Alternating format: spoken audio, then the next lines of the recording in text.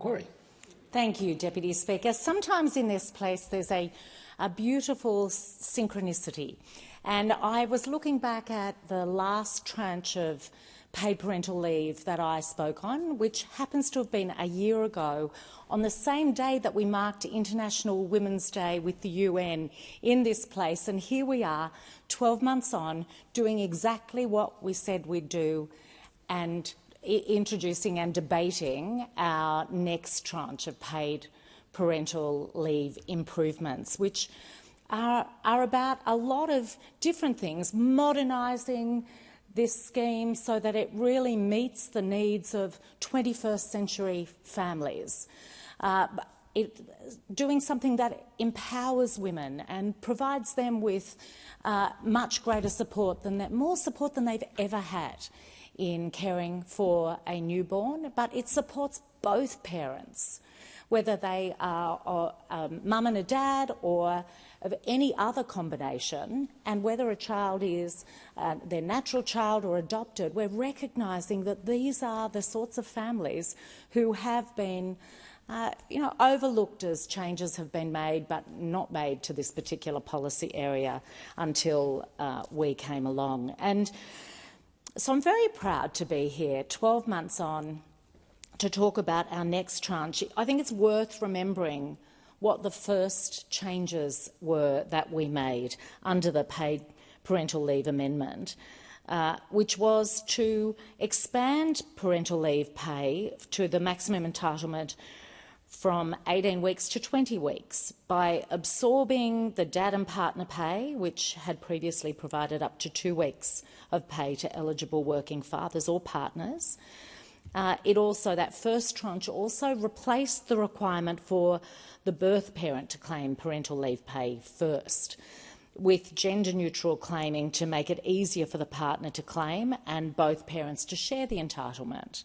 We also removed the requirement for 12 weeks of parental leave pay to be taken in one continuous block to increase the flexibility of how claimants receive parental leave pay. And can I say, as someone who spent all the early years of my children's life running a small business, that flexibility is absolutely essential for mums who are small business operators to be able to go in and out of work so they can keep their business going in a lot of cases, but not have to just kind of walk away from the primary care that they might want to provide. So there's been a whole lot of people who've benefited enormously from that.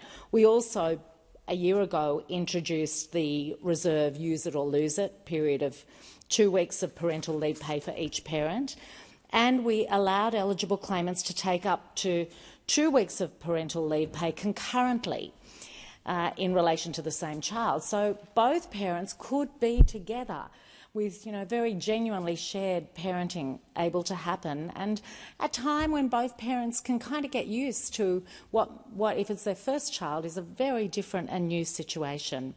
And importantly, we expanded the scheme eligibility by introducing the family income limit, which can apply if a person doesn't meet the individual income limit. And I think that recognises that you can't always assume that perhaps in a male-female relationship that the mum is going to be the lower income earner.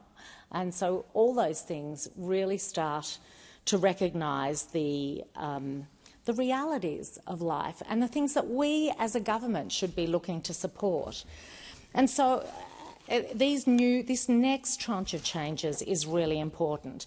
It was emphasised to me just this week after an email from a constituent where we assisted in just getting some of the leave entitlements sorted.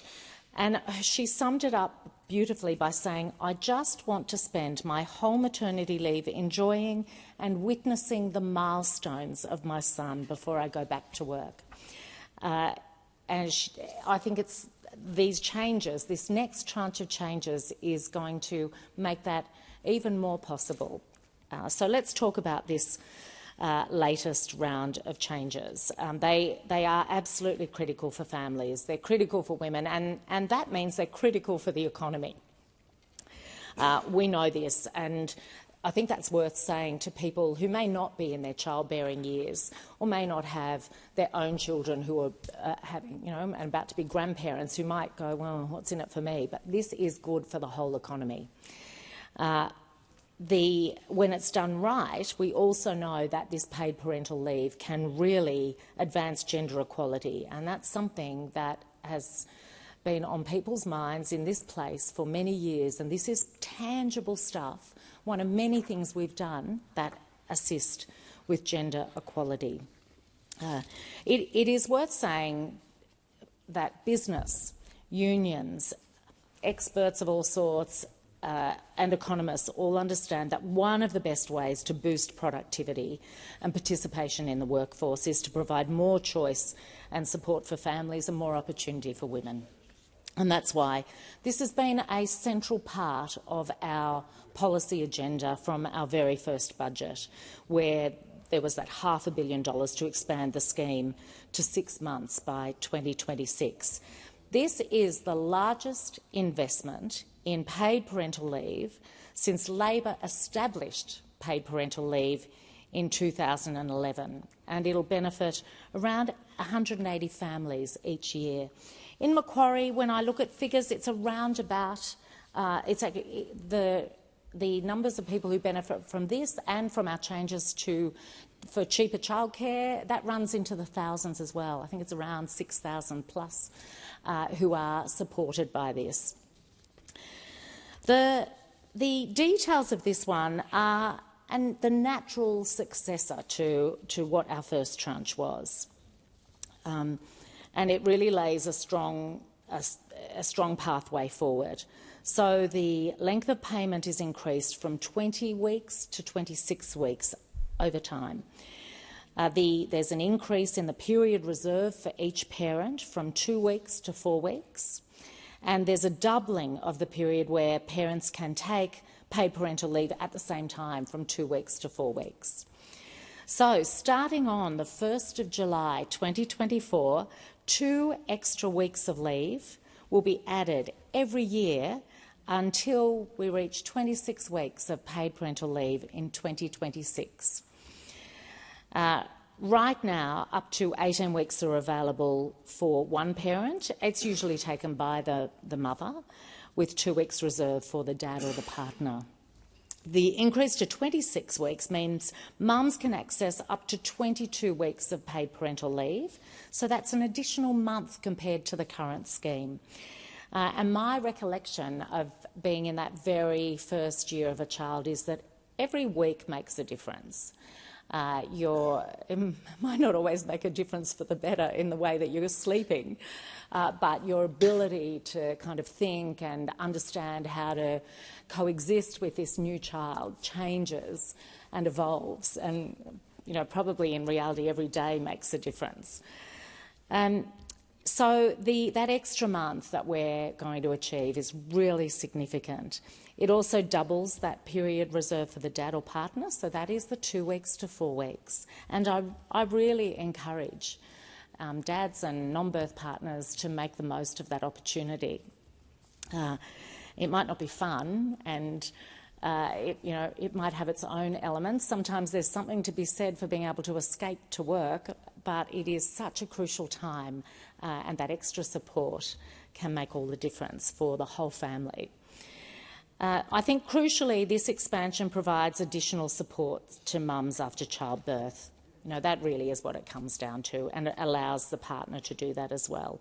It supports them, it supports their child's well-being. The changes in this bill, I think, send a very clear message that when you treat partners as an equal, that they each have a role and an equally important role, that supports gender equality. We really value men as carers, and we want to see that reinforced in workplaces and throughout our communities. I want to stress single parents will have access to the full 26 weeks, and that's one of the key parts of this tranche.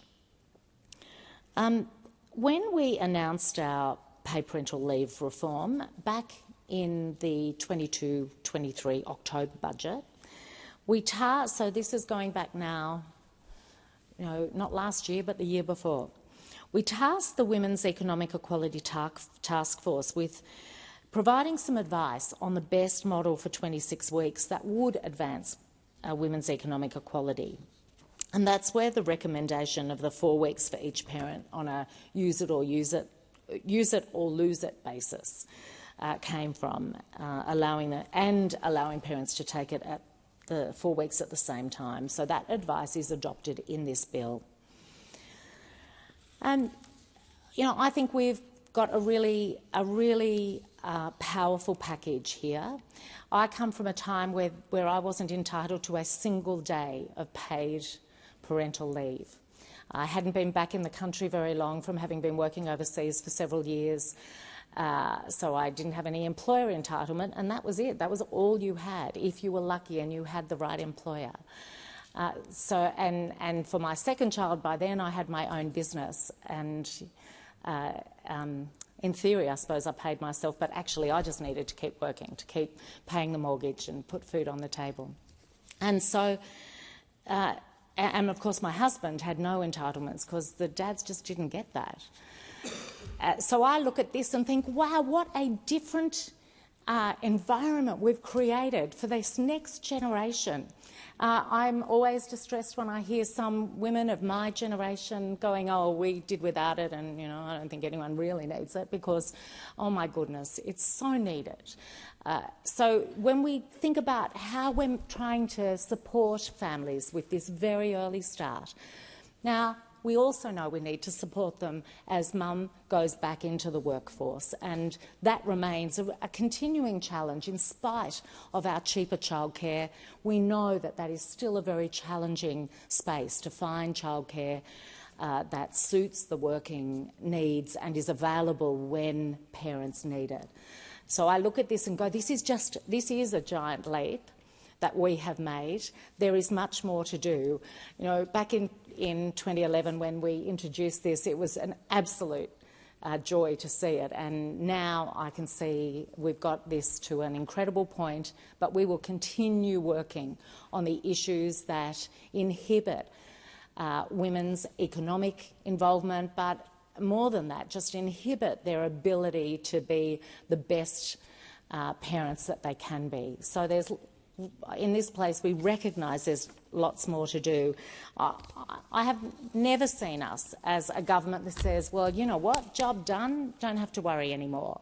It's this desire to say, well, we've made that better, but what else can we make better? And I know my constituents will certainly keep telling me the areas where we need to do better, and I certainly recognise that ensuring there are suitable childcare places, looking at what we can do and have a role in that when a lot of it is where the market is failing, quite frankly, the private sector is failing. We really need to keep working on that. But I hope that anyone out here who's due to have a child from the 1st of July onwards, when this legislation comes into force, assuming that it passes through, hang on till the 1st. I'm lucky. My children are always very overdue. So, for some of you, June, those of you due in June, you might just make it. And we know that this is life-changing for some families, and I'm very pleased, I'm very proud to be part of a government who's putting women and families at the heart of our thinking. Not just because it's the right thing to do from a social perspective, but because we know that this is going to help drive our economy.